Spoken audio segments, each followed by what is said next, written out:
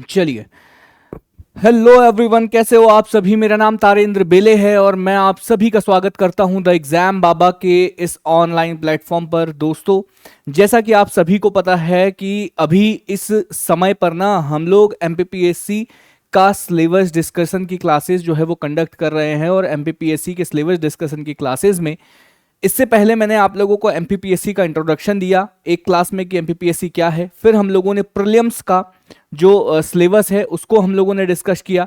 उसके बाद हम लोगों ने मेंस पेपर के डिस्कशन पे हम लोग आए। पेपर 1 हम लोगों ने डिस्कस किया, पेपर 2 हम लोगों ने डिस्कस किया, पेपर 3 हम लोगों ने डिस्कस किया। और आज के इस लेक्चर में हम लोग डिस्कस करने वाले हैं दोस्तों पेपर 4, जीएस पेपर 4 हम जिसे कहते हैं, जिसमें हमें इथिक्स और एंटरप्रेन्योरशिप पढ़ना होता है। तो इस पेपर 4 को हम लोगों को बहुत ज़्यादा अच्छे से डिस्कशन करना है। अब देखो, पेपर 1, पेपर 2, पेपर 3 में तो हम लोगों ने देखा था कि सर सेम क्वेश्चंस आते थे, सेम 2 मार्कर क्वेश्चन आते थे, सेम 7 मार्कर क्वेश्चन आते थे, सेम 10 मार्कर क्वेश्चन आते थे। लेकिन पेपर 4 में क्या कुछ बदलाव हुआ है? तो हाँ, पेपर 4 में पूछे जाने वाले क्वेश्चंस के नंबर जो है वो थोड़े से चेंज हो गए हैं और पूछे जाने वाले क्वेश्चंस के नंबर भी चेंज हो गए, साथ में ही साथ उनकी मार्किंग भी थोड़ी सी चेंज हो गई है। तो उसको हम लोग सबसे पहले देखेंगे। लेकिन आप लोगों को समझ में आना चाहिए, अगर आप लोग एमपीपीएससी की तैयारी कर रहे हो, मैं तो आप लोगों से कहता हूं कि सिर्फ एमपीपीएससी की ही बात नहीं कर रहा मैं आप लोगों से कहता हूं कि एमपीपीएससी के अलावा और जितने भी एग्जाम की आप लोग तैयारी करते हो ना, जितने भी एग्जाम की तैयारी करते हो, तो सबसे पहला काम आप लोगों का क्या होना चाहिए? सबसे पहला काम आप लोगों का होना चाहिए कि सिलेबस। किसी भी एग्जाम की तैयारी में सबसे पहले हमें क्या देखना होता है? सिलेबस देखना होता है। तो हम यहां पर भी वही करने वाले हैं और इसमें हम लोग पेपर 4 जो एमपीपीएससी मेंस पेपर 4 है उसके सिलेबस पर चर्चा करने वाले हैं। सबसे पहली चीज जो मैंने आप लोगों को बताई कि भाई कुछ तो बदलाव हुआ है। पेपर 3 तक तो सारी चीजें सही थी सर, लेकिन यहां पर कुछ बदलाव हुआ है। क्या हुआ सर? यहां पर चौथे पेपर के पार्ट ए और पार्ट बी के लिए है। ये पार्ट ए में जैसे क्वेश्चन आ रहे हैं वैसे ही पार्ट बी में भी आएंगे। तो यहां पर इन्होंने कहा कि जो 2 नंबर वाले प्रश्न है ना, ये 2 नंबर वाले प्रश्नों की संख्या अब 16 होगी। पेपर 4 में 2 नंबर वाले प्रश्नों की संख्या कितनी होगी? 16।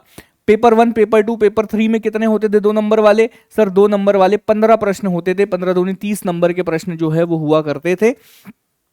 तो इन्होंने यहां पर कह दिया कि भाई यहां पर जो है वो 16 प्रश्न यहां पर होने वाले हैं, मतलब एक क्वेश्चन बढ़ गया। फिर इन्होंने कहा कि सर 7 नंबर वाले क्वेश्चन कितने होने वाले हैं? वहां पर 7 नंबर वाले क्वेश्चन कितने होते थे? वहां पर 7 नंबर वाले क्वेश्चन 10 हुआ करते थे। तो इन्होंने कहा कि यहां पर 7 नंबर वाले क्वेश्चन जो है वो 2 कम कर दिए। तो यहां पर 7 नंबर वाले क्वेश्चन आप लोगों को केवल और केवल 8 देखने के लिए मिलेंगे। वहां पर 10 नंबर वाले क्वेश्चन 5 हुआ करते थे। तो इन्होंने कहा कि यहां पर हम एक नंबर बढ़ा दे रहे हैं कि 11 नंबर वाला प्रश्न आएगा और 11 नंबर वाले प्रश्नों की संख्या कितनी होगी? 5 की जगह 4 होगी। हमने कहा वेरी गुड, कोई दिक्कत नहीं है। फिर इन्होंने कहा कि हम लोग ना इस पार्ट में एक केस स्टडी डाल रहे हैं। एक केस स्टडी डाल रहे हैं। मैं अभी आप लोगों को जब सिलेबस समझाऊंगा तब आप बहुत ज़्यादा अच्छे से समझ पाओगे कि केस स्टडी क्या होती है और केस स्टडी को क्यों सिलेबस में डाला गया है, उसका भी एक अपना एक अलग रीज़न है।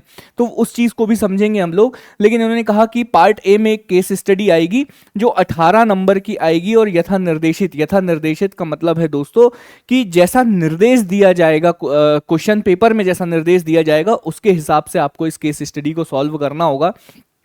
टोटल जो है ये वाला पार्ट भी जो है वो 150 नंबर का, मतलब पेपर 4 का जो पार्ट ए होने वाला है, हाँ पार्ट ए, पेपर 4 का जो पार्ट ए होने वाला है ना, ये पार्ट ए होने वाला है दोस्तों 150 नंबर का होने वाला है। इसके अलावा सर पार्ट बी बता दो, तो पार्ट बी में भी सेम यही रहेगा। क्या रहेगा पार्ट बी में क्या रहेगा? पार्ट बी में भी सर 16 क्वेश्चन जो है वो 2 नंबर वाले होंगे। पार्ट बी में भी जो है वो 8 क्वेश्चन सर 7 नंबर वाले होने वाले हैं और पार्ट बी में भी 4 क्वेश्चन जो है वो 11 नंबर वाले होंगे और एक केस स्टडी होगी जो 18 नंबर की होगी। ये पार्ट बी का भी जो है ये सिलेबस इस प्रकार से होने वाला है। तो सर क्या पार्ट बी भी 150 नंबर का होगा? तो हाँ, पार्ट बी भी 150 नंबर का होगा और पार्ट बी 150 नंबर के होने के बाद क्या होने वाला है? 150 नंबर तो 150 300, मतलब पूरा पेपर 4 जो है वो आप लोगों को पेपर 4 भी 300 नंबर देकर जाने वाला है। बस पूछे जाने वाले संख्यों का पूर्णांक जो है या हम कहते हैं मैक्सिमम जो नंबर है वो कम हो गए। संख्या जो नंबर्स ऑफ क्वेश्चंस है वो कम हो गए, प्रश्नों की संख्या जो है वो कम हो गई, और थोड़ा बहुत बदलाव है तो वो आप लोगों को पता होना चाहिए कि किस पेपर में प्रश्नों, हाँ एक सेकंड है ना, हाँ, कि प्रश्नों की संख्या में क्या बदलाव हुआ है ये आप लोगों को पता होना चाहिए। ठीक है, प्रश्नों की संख्या में क्या बदलाव हुए हैं ये आप लोगों को पता होना चाहिए, ये मैं आप लोगों को बोल रहा था। ठीक है, तो ये यहां पर हम लोगों को चीजें सर समझ आ गई है। चलो अब पार्ट ए के सिलेबस को सर डिस्कस करवा दो। तो पार्ट ए में जो है ना हम लोगों को क्या क्या पढ़ना है पार्ट ए में, बेसिकली इस पूरे के पूरे पार्ट ए को हम लोग कहते हैं एथिक्स, एथिक्स कहते हैं। इसमें हमें पढ़ना होता है फिलॉसफी, ठीक है, साइकोलॉजी हम लोगों को पढ़ना होता है, फिलॉसफी साइकोलॉजी हम लोगों को पब्लिक एडमिनिस्ट्रेशन पढ़ना होता है, और साथ ही साथ एक केस स्टडी जो मैंने बोला ना कि 18 नंबर की आने वाली है, उस केस स्टडी को भी हम लोगों को पढ़ना होता है। देखो सबसे पहला वाला जो है, सबसे पहला वाला जो इकाई 1 है, ठीक है, पार्ट ए में हमें दर्शन शास्त्र मनोविज्ञान पढ़ना होता है, दर्शन शास्त्र मनोविज्ञान लोक प्रशासन और केस स्टडी पढ़ना होता है। और इसकी जो पहली यूनिट है, इसकी जो पहली यूनिट है, इस पहली यूनिट में क्या है, तो इसकी पहली यूनिट कहती है कि भाई भारत के जो 60 दर्शन हैं, भारत के 60 दर्शन आप पढ़ लो, भारत के दार्शनिक और विचारकों के बारे में पढ़ लो, और भारत में जितने भी समाज सुधारक हो गए हैं उन सारे के सारे समाज सुधारकों को पढ़ना है। मतलब सर समझ में नहीं आया, जो इंडियन 60 दर्शन है, जो भारतीय 60 दर्शन है उसको पढ़ना है, भारत के जितने भी फिलोसोफर है और जितने भी थिंकर्स है उनको पढ़ना है, और जितने लोगों ने सोशल रिफॉर्म्स लेकर आए हैं ऐसे लोगों को हम लोगों को पढ़ना है कि उन लोगों ने कौन कौन से रिफॉर्म्स लेकर आए हैं और कौन कौन से उन लोगों ने परिवर्तन, कौन कौन से कॉन्सेप्ट जो है वो हम लोगों को दिए हैं, ताकि भारतीय समाज जो है वो एक अच्छा समाज बन पाए। ठीक है, तो इसमें भी इन्होंने कहा कि भाई मोटे मोटे तौर पर आप लोगों को क्या क्या पढ़ना है, तो इन्होंने कहा मोटे मोटे तौर पर आपको भारतीय जो 60 दर्शन है, जो इंडियन 60 दर्शन है वो आप लोगों को पढ़ना है।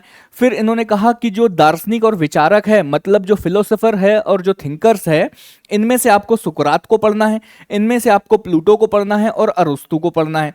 इसके अलावा महावीर को पढ़ना है, बुद्ध को पढ़ना है, आचार्य शंकर को पढ़ना है, चावार्क को पढ़ना है, भर्तृहरि को पढ़ना है। हमने कहा ठीक है, गुरु नानक को पढ़ना है, कबीर को पढ़ना है, तुलसीदास को पढ़ना है, संत रविदास को पढ़ना है। हमने कहा बहुत बढ़िया।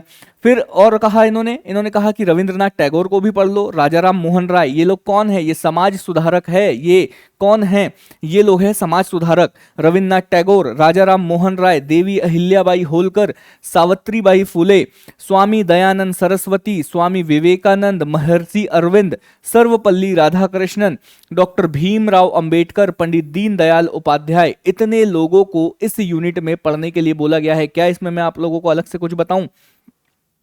क्या इसमें कुछ अलग से बताने लायक चीजें हैं? नहीं सर, कुछ अलग से बताने लायक चीजें नहीं है।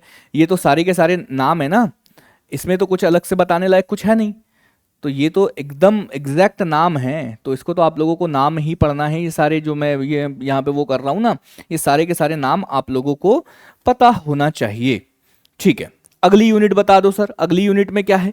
तो अगली यूनिट देख लो, मतलब हम लोगों को सर ये समझ में आई कि जो एथिक्स की पहली यूनिट है उसमें हमें थिंकर्स पढ़ना है, फिलोसोफर पढ़ना है, भारतीय 60 दर्शन पढ़ना है, और साथ ही साथ जितने भी समाज सुधारक हुए हैं, कुछ कुछ समाज सुधारक हुए हैं, उन समाज सुधारकों को हम लोगों को यहाँ पर पढ़ना है, या हम उन्हें कहते हैं सोशल रिफॉर्म्स करने वाले जो पर्सन हैं, उन लोगों को हम लोगों को पढ़ना है। जितने भी सोशल रिफॉर्म्स हुए हैं उसे हम लोगों को पढ़ना है। दूसरी यूनिट में हम लोगों को पढ़ना है राष्ट्र निर्माण एवं नैतिक अवधारणाएं। राष्ट्र निर्माण एवं नैतिक अवधारणाएं मतलब sir nation building, nation building और जितने भी मोरल कॉन्सेप्ट्स है, नेशन बिल्डिंग और जितने भी मोरल कॉन्सेप्ट है उनको पढ़ना है।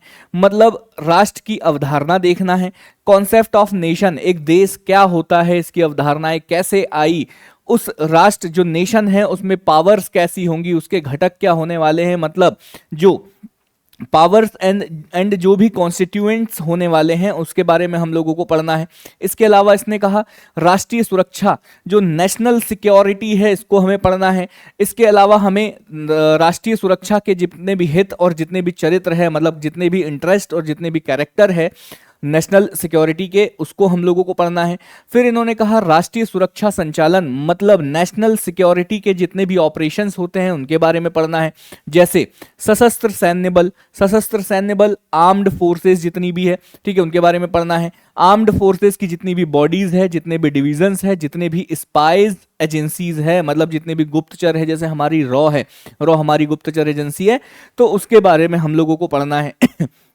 मूल नैतिकता की अवधारणा, नैतिक की अवधारणा का मतलब है दोस्तों कि बेसिक मोरेलिटी कॉन्सेप्ट। मूल नैतिकता का मतलब है कि भाई आपके अंदर भी तो कुछ नैतिक मूल्य होते हैं। कुछ चीजें हम लोगों को घर से ही सिखाई जाती है, हमें पता होता है, हमें ऑलरेडी पता होता है कि क्या सही है क्या गलत है। हम किसी के साथ बुरा करते हैं तो हमें पता चलता है कि हमने उसके साथ बुरा किया है, ये हमारी नैतिक अवधारणाएं हैं, हमें खुद को पता रहता है। भले ही हम वापस बुरा कर देंगे, लेकिन हमें इंटरनली पता रहता है ना कि हम लोग जो है वो कुछ गलत कर रहे हैं। तो बेसिक मोरालिटी कॉन्सेप्ट या मूल नैतिक अवधारणाएं जो है, जैसे शुभ, सद्गुण के बारे में पढ़ना है, अहिंसा के बारे में पढ़ना है, उत्तरदायित्व के बारे में पढ़ना है कि हमारा क्या कर्तव्य है। मतलब शुभ का मतलब है दोस्तों गुडनेस, वर्च्यूज, नॉन वायलेंस, और रिस्पॉन्सिबिलिटीज के बारे में पढ़ना है। भगवद गीता का नीति शास्त्र एवं प्रशासन में उसकी भूमिका, भगवद गीता, ठीक है। इन्होंने कहा कि role of Bhagavad Gita in ethics and administration, जो देश को चलाने के लिए जो एडमिनिस्ट्रेशन की जरूरत होती है, उस एडमिनिस्ट्रेशन में भगवद गीता का क्या रोल है, और जितनी भी एथिक्स है, हमारी जो अर्थशास्त्र है, उसमें भगवद गीता का क्या रोल है, इसको हम लोगों को यहां पर पढ़ना है यूनिट 2 में। यूनिट 3 बता दो सर। यूनिट 3 कहता है मानवीय व्यवहार और मनोचिकित्सा। हाँ, यूनिट 3 कहती है कि आप लोगों को पढ़ना है कि ह्यूमन बिहेवियर कैसा होता है, और साइकोथेरेपी हम लोगों को पढ़ना है, मनोचिकित्सा करना है, साइकोथेरेपी हम लोगों को पढ़ना है, मनोचिकित्सा पढ़ना है। इसमें क्या क्या पढ़ना है, इन्होंने कहा कि भाई मनोवृत्ति पढ़ना है, एटीट्यूड पढ़ना है कि लोगों का एटीट्यूड कैसे होता है। विषय वस्तु का मतलब है इसके बारे में बेसिक सब्जेक्ट मैटर पढ़ना है कि भाई एटीट्यूड क्या होता है, इसके तत्व क्या है, इसके प्रकार क्या है, मनोवृत्ति का निर्माण कैसे होता है, मनोवृत्ति में परिवर्तन कैसा होता है, प्रबोधक, संप्रेषण, पूर्वाग्रह, भेदभाव, भारतीय संदर्भ में रूढ़िवादिता, एलिमेंट्स, ठीक है, किसके, एटीट्यूड के elements, function, formation of attitude, ठीक है, एटीट्यूशनल चेंज, ठीक है, फिर परसुइंग कम्युनिकेशन, ठीक है, डिस्क्रिमिनेशन हम लोगों को पढ़ना है, स्टीरियोटाइपनेस इन इंडियन कॉन्टेक्स्ट, ठीक है, भारतीय संदर्भ में रूढ़िवादिता हम लोगों को यहाँ पर पढ़ना है। इसके अलावा हम लोगों को देखना है भाई अभिक्षमता क्या होती है, अभिक्षमता को देखना है। लोक सेवा हेतु आधारभूत मूल्य, मतलब हम अगर लोक सेवक बन रहे हैं या हम लोग सिविल सेवा को ज्वाइन कर रहे हैं या लोक सेवा को ज्वाइन कर रहे हैं, तो उसके लिए आपके अंदर कौन से ऐसे आधारभूत मूल्य होना चाहिए वो पढ़ना है, जैसे सत्यनिष्ठा, निष्पक्षता, असमर्थकतावादी, वस्तुनिष्ठता, लोक सेवा के प्रति हमारे में समर्पण है या नहीं है, समानुभूति, सहिष्णुता, कमजोर वर्गों के प्रति संवेदनाएं, ये सारी चीजें हम लोगों को पढ़ना है। मतलब एप्टीट्यूड पढ़ना है, fundamental values for civil services, ठीक है, इंटीग्रिटी पढ़ना है, ठीक है, इम्पार्शियलिटी पढ़ना है, नॉन पार्टनरशिप पढ़ना है, ऑब्जेक्टिविटी पढ़ना है, dedication to public service commission पढ़ना है, एम्पथी पढ़ना है, tolerance and compassion toward the weaker section, ये हम लोगों को, ये टॉपिक हम लोगों को पढ़ना है। इसके अलावा हम लोगों को पढ़ना है संवेगिक बुद्धि। संवेगिक बुद्धि का मतलब सर, संवेगिक बुद्धि में हमें पढ़ना है संप्रत्यय, शासन प्रशासन में इसकी उपयोगिता और अनुप्रयोग, मतलब ठीक है, इमोशनल इंटेलिजेंस में हमें पढ़ना है कॉन्सेप्ट, देयर यूटिलिटीज और इसकी application in administration and governance. जितने भी इमोशनल इंटेलिजेंस है उसका हम प्रशासन में किस प्रकार से योगदान देंगे या हम लोग प्रशासन में किस प्रकार से उसका उपयोग करेंगे, उसको हम लोगों को यहाँ पर डिटेल्ड में पढ़ना है। ये सारी चीजें जो है वो यहाँ पर पढ़ना है। व्यक्तिगत भिन्नताएं क्या होती है, मतलब इंडिविजुअल डिफरेंसेस क्या होते हैं। व्यक्तिगत भिन्नताएं क्या होती है, इसके कारण क्या होते हैं, इसके सिद्धांत क्या है, इसके व्यवहार भिन्नताएं क्या होती है, factors, theories and behaviour differences, ये हमें पढ़ना है। मनोविकार और मनोचिकित्सा, मनोविकार का मतलब है दोस्तों हाँ मेंटल डिसऑर्डर, और साइकोथेरेपी हम लोगों को पढ़ना है। मेंटल डिसऑर्डर में अवसाद, अवसाद का मतलब होता है डिप्रेशन क्या होता है, ठीक है। सामाजिक दुश्चिंता क्या होती है, मनोविकार क्या होता है, सीजोफेनिया क्या होता है, सामाजिक दूरभीति क्या होती है, द्विध्रुवी मनोविकार क्या होते हैं, ठीक है। मतलब सर सोशल एंजाइटी क्या होती है, सोशल एंजाइटी डिसऑर्डर क्या होता है, साइको सीजोफेनिया क्या होता है, सोशल फोबिया क्या होता है, बाइपोलर डिसऑर्डर क्या होता है। फिर साइकोथेरेपी में हम लोगों को पढ़ना है, मनोचिकित्सा में साइकोथेरेपी में पढ़ता है कि व्यक्ति केंद्रित चिकित्सा, एक व्यक्ति को सेंट्रलाइज करके या व्यक्ति पर केंद्रित होकर चिकित्सा देना, मनोचिकित्सा। फिर व्यवहार चिकित्सा देखना है, तर्क संगत भावात्मक व्यवहार हमें देखना है, तर्क संगत भावात्मक व्यवहार चिकित्सा देखना है, संज्ञानात्मक व्यवहार चिकित्सा देखना है, सकारात्मक चिकित्सा और पारिवारिक चिकित्सा। ये सारे प्रकार जो है वो साइकोथेरेपी के प्रकार है, इनको हम लोगों को पढ़ना है। कौन कौन से? पर्सन सेंट्रेड थेरेपी, बिहेवियर थेरेपी, ठीक है, rational emotive behaviour therapy, cognitive behaviour therapy, positive therapy, family therapy. ये सारी प्रकार की जितनी भी साइकोथेरेपी की जितने भी कॉन्सेप्ट है या साइकोथेरेपी करने के जितने भी मेथड्स है, जितने भी प्रकार की थेरेपी है, इन सारी थेरेपी को पढ़ना है। साथ ही साथ मनोविकार में जो मनोविकार में डिप्रेशन क्या होता है, सोशल एंजाइटी क्या होता है, बाइपोलर डिसऑर्डर क्या होता है, सोशल फोबिया क्या होता है, ये तमाम टॉपिक्स को हम लोगों को डिटेल में पढ़ना होगा, ताकि हम लोगों से जब भी मेंस में प्रश्न आए तो हमें उसे डिटेल में हम लोगों को समझ में आ जाए सारी की सारी चीजें। इसके अलावा यूनिट 4 क्या कहती है? यूनिट 4 कहती है कि भाई आपको लोक प्रशासन में नैतिक मूल्य मतलब moral values in public administration पढ़ना है। आप लोग एमपीपीएससी की तैयारी करके कहां जाने वाले हो? लोक प्रशासन में ही आप लोग अपनी भागीदारी देने वाले हैं, और लोक प्रशासन में आप लोग लोक सेवक बनकर जो है वो अपनी भागीदारी देने वाले हो। तो एथिक्स ये कहता है कि आपको एग्जाम में पहले से ही पता होना चाहिए कि एक लोक सेवक या जो एक ऐसा व्यक्ति जो लोक प्रशासन में जाता है या एक लोक सेवक जो होता है, उसकी नैतिक वैल्यू क्या होती है, उसके नैतिक मूल्य क्या होते हैं, उसके मोरल वैल्यूज क्या होती है, ये सारी चीजें आप लोगों को पहले से ही पढ़ी हुई होनी चाहिए, ताकि आप लोग जब फील्ड में जाओ तो आप अपने नैतिक मूल्यों के आधार पर जो है वो लोक प्रशासन में अपनी भागीदारी दे पाओगे। ठीक है, तो ये क्या कहते हैं, क्या क्या पढ़ना है इसमें? मानवीय आवश्यकताएं, अभिप्रेरणा, मानवीय आवश्यकताएं, ह्यूमन नीड्स और मोटिवेशन के कुछ एलिमेंट्स हैं, वो हम लोगों को पढ़ना है। तो इसमें क्या क्या एलिमेंट्स है? मानव व्यक्तित्व को प्रभावित करने वाले विभिन्न तत्व, कर्तव्यपरायणता, मूल्यबोध, जीवन मूल्य, संवेदनशीलता, टेक्नोलॉजी एवं नैतिक मूल्य। इन्होंने कहा कि ऐसे एलिमेंट्स जो इफेक्ट करते हैं ह्यूमन पर्सनालिटीज को, उनको पढ़ना है। डिफिकल्टीनेस क्या होती है ये पढ़ना है। सेंस ऑफ वैल्यू पढ़ना है, लाइफ वैल्यू पढ़ना है, सेंसिटिविटी पढ़ना है, टेक्नोलॉजी एंड मोरल वैल्यूज हम लोगों को पढ़ना है। ठीक है, लोक प्रशासन में नैतिक सद्गुण एवं मूल्यों में हम लोगों को पढ़ना है। इन्होंने कहा कि लोक प्रशासन में ethics and values in public administration, लोक प्रशासन में सद्गुण और मूल्यों को पढ़ना है, मतलब हमें एथिक्स एंड वैल्यूज पढ़नी है पब्लिक एडमिनिस्ट्रेशन में। प्रशासन में नैतिक तत्व जैसे सत्यनिष्ठा, उत्तरदायित्व और पारदर्शिता। ठीक है, नैतिक तर्क, नैतिक दुविधा तथा नैतिक मार्गदर्शन के रूप में अंतरात्मा। लोक सेवक हेतु आचरण संहिता क्या होनी चाहिए? शासन में उच्च मूल्यों का पालन करने के लिए क्या क्या चीजें आप लोगों को करना चाहिए, ये तमाम चीजें आप लोगों को पढ़ना है। मतलब एथिकल एलिमेंट्स इन गवर्नेंस। अब ये एथिकल एलिमेंट्स कौन कौन से हैं? इंटीग्रिटी है, अकाउंटेबिलिटी है, ट्रांसपेरेंसी है, फिर एथिकल रीजनिंग है, मोरल डिलेमास है, ठीक है, conscience as source of ethical guidance. ठीक है, ठीक है। अब इन सारी की सारी जो एथिकल एलिमेंट्स है, इनको लागू करने के लिए हमारे पास, हम ये कहते हैं कि एक सिविल सर्विस का, एक सिविल सर्वेंट का कोड ऑफ कंडक्ट होना चाहिए। तो इन्होंने कहा कि भाई सिविल सेवक हेतु आचरण संहिता होनी चाहिए, कोड ऑफ कंडक्ट होना चाहिए, तो उन्होंने कहा ये हो जाएगा। फिर implementation of higher values in governance, जो आप लोक प्रशासन में भागीदारी देने वाले हो तो उसमें आप किस तरह से उसको में आप अपनी जो मोरल वैल्यूज है उसको आप किस तरह से इंप्लीमेंट करोगे, ये आप लोगों को पढ़ना है। फिर आपको भ्रष्टाचार के बारे में पढ़ना है।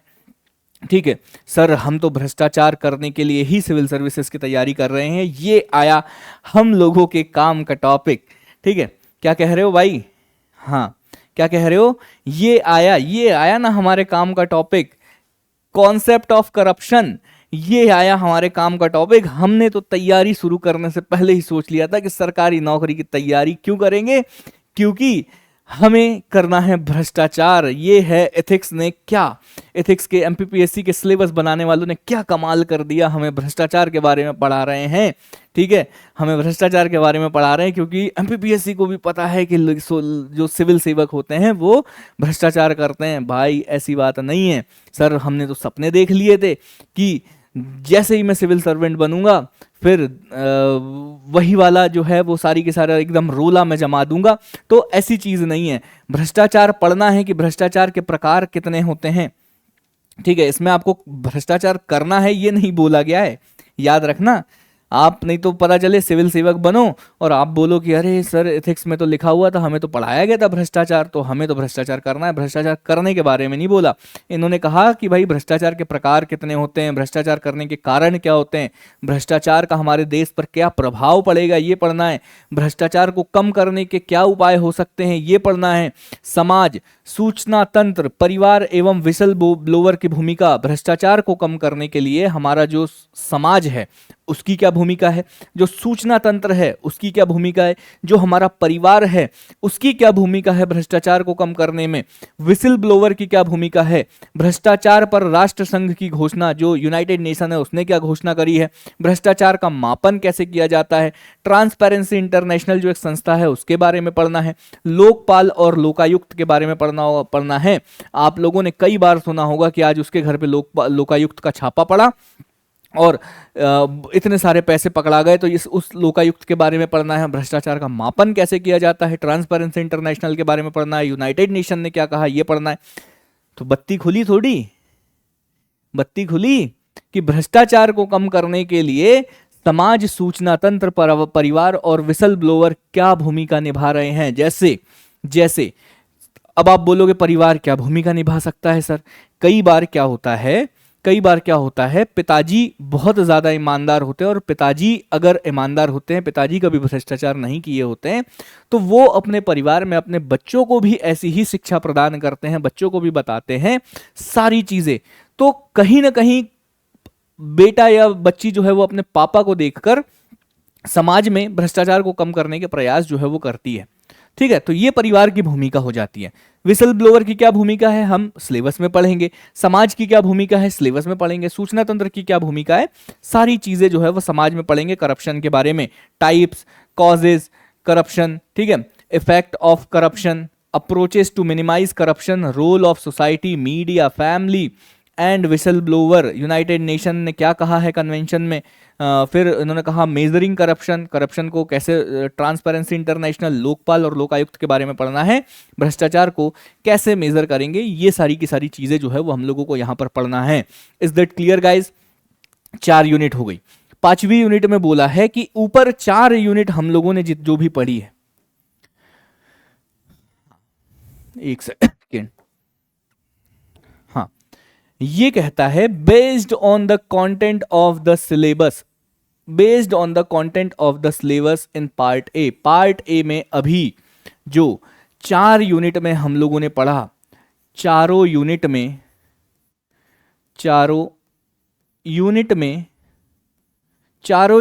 जो भी सिलेबस हम लोगों ने पढ़ा है, ठीक है बच्चों, चारों यूनिट में जो भी सिलेबस हम लोगों ने पढ़ा है उससे रिलेटेड केस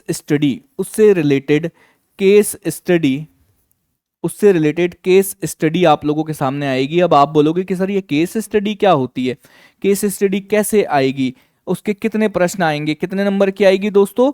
18 नंबर की आएगी सर। ये तो आपने बता दिया। क्या एक ही प्रश्न आएंगे? नहीं, हो सकता है 5 प्रश्न पूछ ले आपसे, हो सकता है 6 प्रश्न पूछ ले। ठीक है। केस स्टडी जो है वो कैसे होगी, आप लोगों को बोला जाएगा कि मान के चलिए आप किसी जिले में डिप्टी कलेक्टर के पद पर है और आपको मुहर्रम और दुर्गा पूजा का समय जो है वो एक ही है। अब जो है वो दोनों का समय भी है, माता की मूर्ति के विसर्जन का समय भी वही है और मुहर्रम निकलने का समय भी जो है वो सेम है। ठीक है। और आपके क्षेत्र से ही वो यात्राएं दोनों की दोनों गुजरनी है, दोनों की दोनों यात्राएं एक दूसरे को क्रॉस करके जानी है और दोनों के दोनों जो है, दोनों के दोनों वर्ग जो है वो काफ़ी हतोत्साहित है। एक जो वर्ग है वो काफ़ी गुलाल उलाल ढोल नगाड़े से करेगा, दूसरा जो है वो मुहर्रम वाला वर्ग है। तो आपको क्या करना है, आपको बोला जाएगा कि कोई भी वर्ग जो है वो अपना मार्ग बदलने, मतलब अब आप एक लोक प्रशासन के हिसाब से आप क्या सोचोगे कि एक रास्ते से एक इंसान चले जाए, दूसरे के लिए दूसरा रास्ता खोल दे, उसको दूसरे रास्ते के हिसाब से पहुंचा दे। लेकिन आपको केस स्टडी में बोला जाएगा कि ऐसा कोई मान ही नहीं रहा है, ऐसा कोई मान ही नहीं रहा है। दोनों वर्ग में कोई भी जो है वो अपना मार्ग बदलने के लिए जो है वो तैयार नहीं हो रहा है। तो आप क्या करोगे? लेकिन जो हिंदू समर्थक लोग हैं, वहां पर हिंदू धर्म के लोग हैं, आपको ये पता चलेगा कि उस क्षेत्र का जो विधायक है वो एक ऐसे वर्ग का है जो एक विशेष वर्ग को जो है वो समर्थन देता है और उसका आपके पास फोन आता है कि आपको जो है हमारा जो मार्ग है वो उसी रास्ते से जाएगा, आपको दूसरे समुदाय का के मार्ग को जो है वो बदलना है, ऐसा आपको विधायक कहता है। तब आप क्या करोगे? ऐसी केस स्टडी वो लिख कर देंगे और एस के ऊपर आपसे 5-6 प्रश्न पूछे जाएंगे, तो उसका जवाब आप लोगों को देना होगा। डरने की जरूरत नहीं है आपको, इतनी केस स्टडी जो है वो सिलेबस में हम लोग कंप्लीट करा देंगे, कोई इसी प्रकार की कोई समस्या आप लोगों को होने नहीं देंगे। तो इस प्रकार की यूनिट 4 सत्यनिष्ठा का पालन करेंगे कि इंटेग्रिटी आपकी क्या होगी, ये तमाम चीजें जो है वो आप लोगों से पूछी जाएगी। ठीक है। तो ये चीजें जो है वो इस प्रकार से 18 नंबर की केस स्टडी जो है वो आपसे पूछी जाएगी। इसके अलावा जो पार्ट बी है, इसके अलावा जो पार्ट बी है, इस पार्ट बी का सिलेबस देख लो भाई। इस पार्ट बी के सिलेबस में क्या है, हमें पढ़ना है उद्यमिता, प्रबंधन, व्यक्ति का विकास और केस स्टडी। मतलब हम लोग जो 4 यूनिट में, फिर ये 4 यूनिट में जो सिलेबस पढ़ेंगे, 5वीं यूनिट में उससे रिलेटेड जो है वो हम लोग क्या पढ़ेंगे, केस स्टडी पढ़ेंगे। ठीक है। पहला वाला जो है वो उद्यमिता की अवधारणा और विकास, इसका मतलब है इंटरप्रेन्योरशिप के जो कॉन्सेप्ट है और इंटरप्रेन्योरशिप का डेवलपमेंट कैसा होता है ये पढ़ना है। इंटरप्रेन्योरशिप की अवधारणा और महत्व का मतलब है कॉन्सेप्ट और एंड सिग्निफिकेंस ऑफ एंटरप्रेन्योरशिप पढ़ना है। उद्यमशील के लक्षण, सिद्धांत, विशेषता और नवाचार का महत्व, मतलब symptoms of entrepreneurship, principles entrepreneurship की, कैरेक्टरिस्टिक्स क्या होती है, इंपॉर्टेंस, इनोवेशंस क्या होते हैं ये पढ़ना है।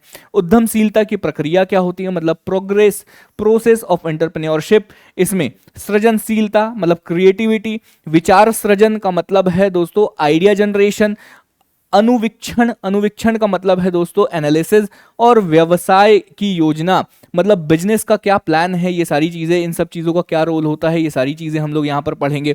इसके अलावा नए उद्यम प्रबंधन में मुख्य मुद्दे और वैधानिक आवश्यकताएं क्या होती है, जो भी importance factor of statutory requirement for the new enterprises, अगर कोई नया बिजनेस स्टार्ट करता है तो उसके लिए क्या क्या मुद्दे आएंगे और उसको कौन कौन सी वैधानिक आवश्यकताएं जो है वो पढ़ने वाली है, मतलब स्टेट्यूटरी रिक्वायरमेंट क्या क्या पढ़ने वाली है वो हमको पढ़ना है। महिला उद्यमियों के सामने आने वाली कौन कौन सी चुनौतियां हैं, ठीक है, जो management challenges faced by the woman enterprises, ठीक है, उसको पढ़ना है। भारत में उद्यमिता का विकास कैसे हुआ है, स्टार्टअप इंडिया के बारे में पढ़ना है, मेक इन इंडिया के बारे में पढ़ना है, भारत में उद्यमिता के विकास को बढ़ावा देने वाले कौन कौन से संस्थान हैं इनके बारे में पढ़ना है। Development of entrepreneurship in India, startup India, make in India, organisation for promoting entrepreneurship development in India, ये पूरे टॉपिक जो है वो हम लोगों को यूनिट फर्स्ट में हम लोगों को डिटेल में पढ़ना है। यूनिट 2 में क्या क्या पढ़ना है भाई? यूनिट 2 में सर हम लोगों को पढ़ना है व्यवसायिक, एक सेकंड, व्यवसायिक संगठन एवं प्रबंधन, मतलब बिजनेस ऑर्गेनाइजेशंस क्या होते हैं और उनका मैनेजमेंट कैसे होता है ये हमें पढ़ना है।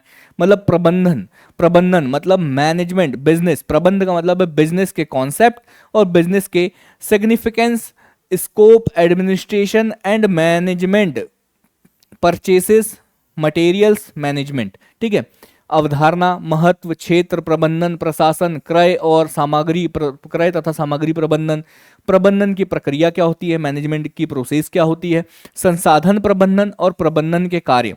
ठीक है, resource management and function of management ये पढ़ना है। जैसे फंक्शन ऑफ मैनेजमेंट में नियोजन, नियोजन का मतलब होता है दोस्तों प्लान बनाना, संगठन की क्या भूमिका है, ऑर्गेनाइजेशन की क्या भूमिका है, निर्देशन, निर्देशन का मतलब है डायरेक्शन की क्या भूमिका है, कंट्रोल, कोऑर्डिनेशन, नियंत्रण और समन्वय। ठीक है, इसके अलावा डिसीजन मेकिंग, निर्णयन, अभिप्रेरणा मतलब मोटिवेशन की जरूरत पड़ती है, नेतृत्व, लीडरशिप की जरूरत पड़ती है एंटरप्रेन्योरशिप में, और कम्युनिकेशन, संचार की भी आवश्यकता पड़ती है। ये डिटेल में हम लोगों को पढ़ना है। इसके अलावा इन्होंने कहा समय प्रबंधन और संगठन, टाइम मैनेजमेंट और ऑर्गेनाइजेशन के बारे में पढ़ना है। ब्रांडिंग, मार्केटिंग और नेटवर्किंग, ब्रांडिंग, मार्केटिंग और नेटवर्किंग भी पढ़नी है इस सेकंड यूनिट में हम लोगों को। तो एंटरप्रेन्योरशिप की इस सेकंड यूनिट में हम लोगों को ये सारी की सारी चीजें जो है वो डिटेल में पढ़ना है। इसके अलावा अब पार्ट ए में सर हम लोगों ने प्रशासन पढ़ा, पार्ट ए में हम लोगों ने प्रशासन पढ़ा, पार्ट बी में हम लोग मैनेजमेंट एंटरप्रेन्योरशिप पढ़ रहे हैं।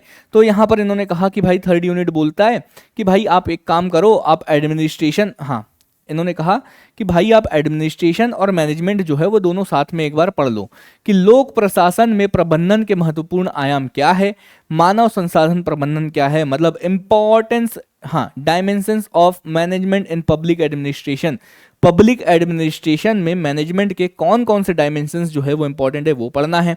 ह्यूमन रिसोर्सेज मैनेजमेंट के बारे में पढ़ना है। वित्तीय प्रबंधन, वित्तीय प्रबंधन का मतलब क्या है दोस्तों, फाइनेंशियल, हाँ वित्तीय प्रबंधन का मतलब क्या हो गया, अरे भाई financial management, it's scope and significance in public administration, मतलब लोक प्रशासन में उनका कार्य क्षेत्र और महत्व, लोक कार्य क्षेत्र में तनाव प्रबंधन, ठीक है, जो stress and conflict management techniques in their significance in public service domain, विवाद प्रबंधन की विभिन्न तकनीकें एवं उनका महत्व किस क्षेत्र में, लोक कार्य के क्षेत्र में।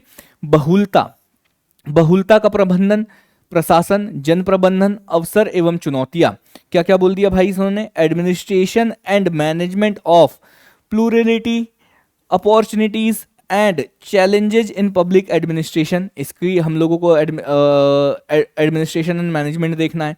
आपदा प्रबंधन, डिजास्टर मैनेजमेंट किस प्रकार होता है, ये सारी चीजें हम लोगों को पढ़ना है। इसके अलावा इन्होंने क्या कह दिया, इसके अलावा इन्होंने कह दिया यूनिट 4 में, यूनिट 4 में इन्होंने कह दिया भाई कि समग्र व्यक्तित्व का विकास, मतलब ओवरऑल पर्सनालिटी डेवलपमेंट कैसे किया जाता है, इसके बारे में भी हम लोगों को इस यूनिट में पढ़ना है। ठीक है, समग्र व्यक्तित्व का विकास एवं राष्ट्रीय विकास ये पढ़ना है कि भाई overall personality and national development कैसे किया जाता है। व्यक्तित्व विकास के विभिन्न घटक, मतलब different component of personality development, सफलता की अवधारणा, कॉन्सेप्ट ऑफ सक्सेसफुलनेस, सफलता प्राप्त करने में आने वाली बाधाएं, हाँ इम्पीडिमेंट इन अचीव सक्सेस, सफलता के लिए जिम्मेदार कारक, फैक्टर रिस्पॉन्सिबल फॉर सक्सेस, ये पढ़ना ये आप लोगों के लिए बहुत ज़रूरी है। क्यों, क्योंकि हम लोग अगर एमपीपीएससी की तैयारी कर रहे हैं तो कहीं ना कहीं किसी न किसी रूप में सक्सेस होने के लिए ही कर रहे हैं। असफलता से हम लोगों को क्या क्या सीखना है, असफलताओं का मूल्यांकन, अंतर्दृष्टि, निरंतर सुधार के अवसर के रूप में स्वीकार करना, जो भी हम फेलियर है, हमारी फेलियर है उससे हमें क्या सीखना है, हाँ expecting failure as an opportunity for the continuous improvement and valuable, हाँ इंट्रोस्पेक्शन, ठीक है, इंट्रोस्पेक्शन स्वीकार करना, अवसर के रूप में स्वीकार करना, असफलताओं से हमें सीखने के लिए जो जो चीजें मिलती है वो हमें पढ़ने के लिए इस यूनिट में बोला गया है। इसके अलावा सरकारी योजनाओं का क्रियान्वयन, ठीक है, जो इम्प्लीमेंट ऑफ गवर्नमेंट प्रोग्राम्स है उनका कैसे क्रियान्वयन, सरकारी योजनाओं में सफल क्रियान्वयन को सुनिश्चित करने के लिए प्रभाव रणनीतियों क्रियान्वित करना, ठीक है, ये लाइन हम लोगों को पढ़ना है कि planning effective strategy to ensure successful implementation of government programmes, ठीक है। और इसके अलावा निम्नांकित मुद्दों से संबंधित तथ्य और दृष्टिकोण, जैसे नागरिक बोध क्या होता है, संस्था के प्रति निष्ठा क्या होती है, मतदाता जागरूकता कार्यक्रम क्या होता है, यातायात प्रबंधन क्या होता है, नशाखोरी की प्रवृत्ति क्या होती है, खाद्य पदार्थों में मिलावट क्या होती है, नाइट कल्चर क्या होता है, मूल आधारित जीवन क्या होता है और विधिक जागरूकता कार्यक्रम क्या होता है। मतलब कुछ कुछ चीज़ें। सिविक सेंसेस क्या होते हैं, लॉयल्टी टू द इंस्टीट्यूशन क्या होता है, वोटर अवेयरनेस प्रोग्राम क्या होता है, ट्रांसपोर्ट मैनेजमेंट क्या होता है, ट्रेंड ऑफ ड्रग अब्यूज क्या होता है, adulteration in food item, adulteration and food item मतलब खाद्य पदार्थों में मिलावट क्या होता है, नाइट कल्चर क्या होता है, value based life and legal awareness programme, ये सारे के सारे टॉपिक जो है हम लोगों को इस चौथी यूनिट में पढ़ना है।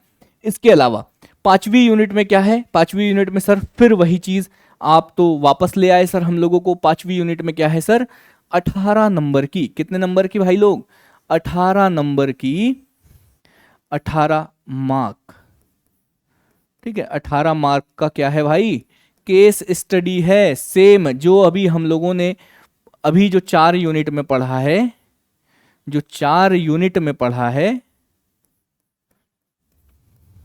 4 यूनिट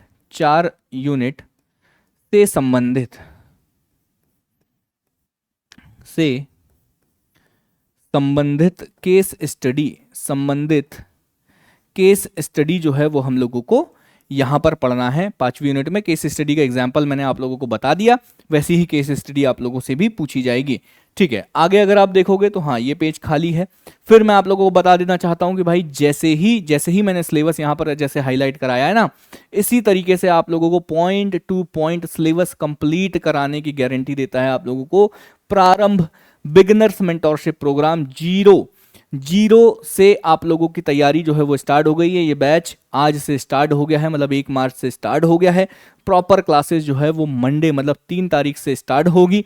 आज जो है वो हम लोग सिलेबस को डिस्कस कर रहे हैं, सारी की सारी चीज़ें डिस्कस कर रहे हैं। आप जितना जल्दी हो सकता है इस बैच को ज्वाइन कर सकते हो, ये तमाम चीज़ें आप लोगों को बैच में मिलने वाली है। आपको और डिटेल जानना है तो इस नंबर पर आप लोगों को कॉन्टैक्ट करना होगा। इस नंबर पर आप लोग कॉन्टैक्ट करोगे, आपको सारी की सारी जानकारी जो है वो प्रोवाइड कर दी जाएगी। दोस्तों टेलीग्राम चैनल ज्वाइन कर लो, द एग्जाम बाबा का डिस्क्रिप्शन में लिंक मिल जाएगी। साथ ही साथ व्हाट्सएप चैनल डाउनलोड कर लो, व्हाट्सएप चैनल ज्वाइन कर लो। और सबसे इंपॉर्टेंट है द एग्जाम बाबा का एप्लीकेशन डाउनलोड करना है। क्यों? द एग्जाम बाबा का एप्लीकेशन डाउनलोड करोगे उसके साथ ही आप लोगों को प्रारंभ बैच मिलेगा, क्योंकि प्रारंभ बैच कहाँ मिलेगा, एप्लीकेशन पर मिलेगा। तो आपको एप्लीकेशन ही डाउनलोड करना है, इसके बाद आप टेलीग्राम और व्हाट्सएप चैनल जो है वो डाउनलोड कर सकते हैं। चलो फिर मुलाकात करेंगे। कल हम लोग पेपर 5 और पेपर 6 का एक साथ डिस्कशन करेंगे, अलग अलग डिस्कशन नहीं करेंगे। पेपर 5 पेपर 6 का एक साथ हम लोग जो है, या फिर कोशिश करूंगा अलग अलग डिस्कशन कर लें, दोनों का एक साथ डिस्कशन भी हम लोग कर सकते हैं।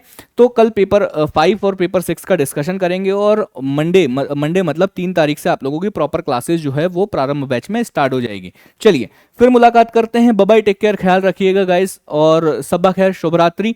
फिर मिलते हैं, बाय बाय, टेक केयर, ख्याल रखिएगा।